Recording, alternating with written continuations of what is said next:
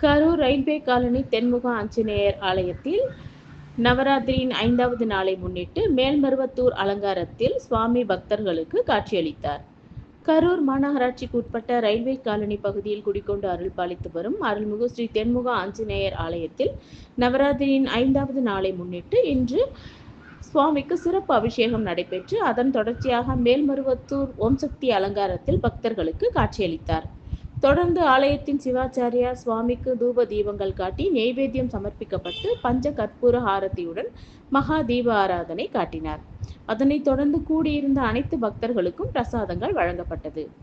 Karur railway colony அருள்மிகு ஸ்ரீ தென்முக ஆஞ்சநேயர் ஆலயத்தில் நடைபெற்று வரும் நவராத்திரியின் 5வது நாள் சிறப்பு அலங்காரத்தை காண ஏராளமான ஆன்மீக பக்தர்கள் ஆலயம் வருகை தந்து சுவாமி தரிசனம் செய்தனர்.